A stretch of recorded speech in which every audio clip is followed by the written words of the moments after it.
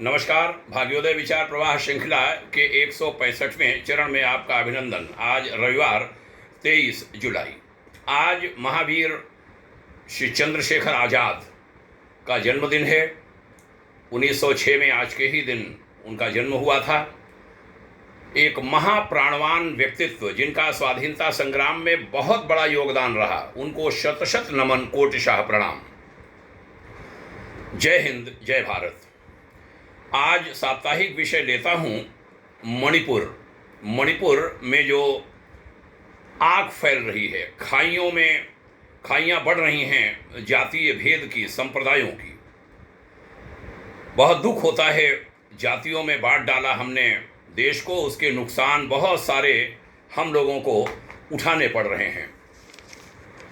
मणिपुर की समस्या वास्तव में जो धर्मांतरण है वह है। उसके मूल कारण में जो समझ में आता है, 1-2% एक वर्ग था ईसाइयों का, वो बढ़कर 40 से ज़्यादा हो गया है वहाँ पर, और बहुत सारी समस्याएं वहाँ पर हो गई हैं। यहाँ तक हो गया कि जो मैतेई और कुकी दोनों समाजों में उनके ऑफिसर, उनके अधिकारी, उनके कर्मचारी वह तक बट गए हैं। यह जानकारी मिली तो मन बड़ा द्रवित है, बहुत परेशान है और चिंतित है। क्या होगा देश का जब यह स्थितियां होने लगेंगी कि जहां मैतेई समाज के ज़्यादा लोग रहते हैं वहां मैतेई अधिकारियों की पोस्टिंग होगी, जहां कुकी ज़्यादा रहते हैं वहां कुकी समाज के लोगों की तैनाती होगी। क्या होगा देश का? बहुत चिंता होने लगी है यह सब स्थितियां देखकर। यह जानकर दुख हुआ कि माननीय उच्च न्यायालय के आदेश कि मैतेई समाज को आदिवासियों के समाज में शामिल किया जाए एसटी में, उसके बाद जो वहाँ पर चीज़ें शुरू हुई बहुत चिंताजनक हैं। कहते हैं 4,500 से ज़्यादा हथियार जो है वो पुलिस के लूट लिए गए हैं, यहाँ तक जानकारी मिली, और 6,32,000 कारतूस। श्री शम्स ताहिर खान अपनी रिपोर्ट क्राइम आज तक में सुना रहे थे। बहुत तकलीफ हुई, कैसे ये सब ठीक होगा। पुलिस के पास से हथियार चले जाएं, पुलिस ट्रेनिंग सेंटर और 3-4 जगहों से वो सारा सब लूटपाट हुई है और वो हथियार इसमें उपयोग हो रहे हैं, ऐसा शम्स ताहिर खान कह रहे थे। बहुत चिंताजनक बात है यह। कैसे सरकारें इसको कंट्रोल करेंगी समझ में नहीं आता। सरकारें कई बार समाज को बांटती भी हैं अपने वोटों के लालच में, और मूलतः यही कारण धर्मांतरण का भी होता है। बीज कहीं बोया जाता है, उसकी फसल कभी काटने को मिलती है। मणिपुर उसी को झेल रहा है। उसे बचाने के लिए सरकार, केंद्र सरकार, प्रदेश सरकार, वो तो सब आगे आए ही, समाज के लोग भी आगे आए। वे लोग जो प्रवचन करते हैं, वे लोग जो उपदेश देते हैं, उनको मणिपुर की ओर अवश्य चिंतित होना चाहिए और प्रस्थान भी करना चाहिए। हमारे गुरुदेव पूज्यवर आचार्य श्री राम शर्मा जी ने बहुत पहले, लगभग 45 साल पहले चिंता व्यक्त की थी। 56 लाख उन्होंने जो बाबा और मौलाना, फादर, इन सबको, सबकी गणना करते हुए लगभग 56 लाख की संख्या कही थी, और कहा था कि यदि ये सब गांव थोड़े थोड़े से ले लें उपदेश देने के लिए, उनको अच्छा बनाने के लिए, उनकी सोच को अच्छा बनाने के लिए सब मिलकर के काम करें उसके लिए, तो लगभग 8 गांव हर एक धार्मिक पुरुष के हाथ में आएगा। माने 8 लोग एक गांव पर होंगे। लगभग 7 लाख गांवों की बात कही जाती थी उस समय, हालांकि कम थे। कभी सोचता हूं कि इन सब पर जनता खर्च करती है, देश खर्च करता है, हमारे सारे धर्म तंत्र पर। ये सारे विभिन्न धर्मों के धर्मगुरु वहां पर जाएं, ऐसा क्यों नहीं हो पा रहा है? मौलाना, फादर, पादरी, हमारे संत महामंडलेश्वर शंकराचार्य क्षेत्रों में प्रेरणा देने के लिए कितने जाते हैं, ये देखने का विषय है। बड़े सारे लोग मांगते जरूर फिरते हैं। आज ये क्यों कह रहा हूं?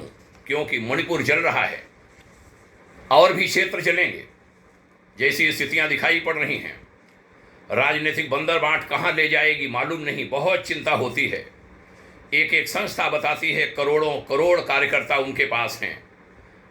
वो संस्थाएं तो 15-15, 20-20 करोड़ की अपनी फॉलोइंग कहती हैं।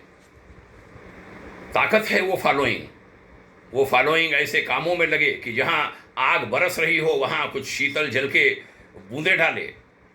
क्षेत्रों में कितने फैले हैं।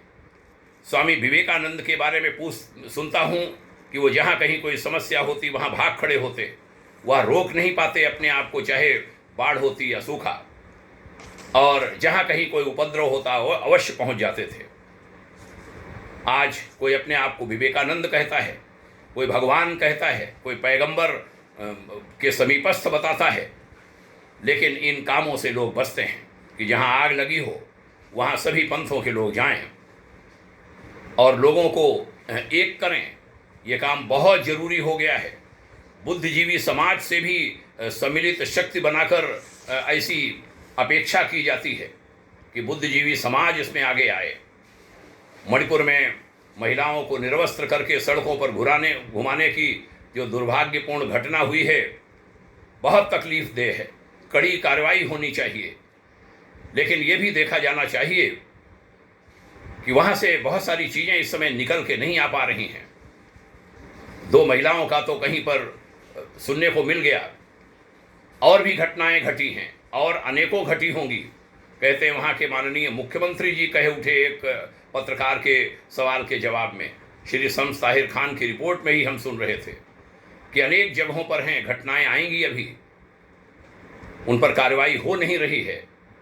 लेकिन इस घटना के बाहर आने के बाद टॉप टू बॉटम सबने तकलीफ जताई है।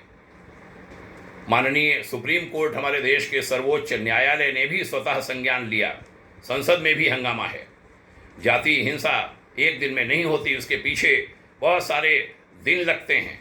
बीज एक दिन में नहीं पड़ता, वृक्ष एक दिन में नहीं बन जाता। लंबे समय से जो विष के बीज कभी बोए जाते हैं वह वट वृक्ष बनता है, विष का, जहर का। बहुत पीड़ादायक है। लगभग 80 दिन आज हो गए हैं, 81 दिन वहाँ भयंकर स्थितियाँ, उनको कंट्रोल नहीं कर पा रहे हैं, उनको कंट्रोल करना चाहिए। मणिपुर के बुद्धिजीवी भी आए। बुद्धिजीवियों ने मीडिया पर भी आरोप लगाया है वहाँ के कुछ लोगों ने कि वे पाकिस्तानी महिला सीमा हैदर को तो विश्व समाचार बनाते हैं, लेकिन मणिपुर समस्या के लिए वे पर्याप्त समय नहीं देते। देना चाहिए उनको भी। एक बुद्धिजीवी बोले कि मणिपुर अंधेरी सुरंग में पड़ गया है, बाहर निकलने की संभावना नहीं दिखाई पड़ती। ये चिंताजनक बातें हैं। आपसी अविश्वास की बढ़ती खाई कैसे कम पड़े, इसके लिए सबको मिलकर प्रयास करने होंगे। मैत्रेयी, कुकी, नागा, अन्य समाज, वो सारे के सारे एक हों, इनको एक करने की एक मुहिम चले। बताया गया कि सरकार में एक वर्ग का ज़्यादा प्रभुत्व है, दूसरे की सुनता नहीं। अलग प्रशासन तक बनाने की बात वहाँ पर होने लगी। प्रशासन, सब राज्य तोड़े तो नहीं जा सकते, लेकिन हाँ, न्याय करने की व्यवस्था वहाँ पर हो और कोई समुदाय उपेक्षित न रहे। स्थानीय सामाजिक संगठनों और महिला संगठनों की भी मदद ली जाए, ये भी सुझाव आए हैं अविश्वास की खाई को कम करने के लिए। आइए अपने देश के सभी हिस्सों की चिंता करें। मणिपुर आज सबसे ज़्यादा चिंता का विषय है। सभी लोग मिलकर के प्रयास करें। जो मैंने कहा कि सामाजिक संस्थाएं, धार्मिक आध्यात्मिक संस्थाएं, सभी के समझदार लोग आगे आकर और वहां शांति स्थापित करने के प्रयास करें, उसमें सरकार का साथ दें, ऐसा आह्वान करता हूं। आपने ध्यान से सुना, इसके लिए धन्यवाद। हमारी दैनिक 2 चर्चाएं, युगरेश विचार प्रवाह श्रृंखला और चरेवेत श्रृंखला के उपरांत साप्ताहिक यह श्रृंखला चल रही है। हर रविवार को एक विषय पर, ज्वलंत विषय पर हम बात करते हैं। आपने सुना, इसके लिए साधुवाद, प्रणाम, जय हिंद। निवेदन करूंगा कि यह विचार अन्य लोगों में भी पहुंचते रहें, उसमें आपके हाथ उंगलियां लगें, आपके उज्जवल भविष्य की कामना करता हूँ। ओम शांति।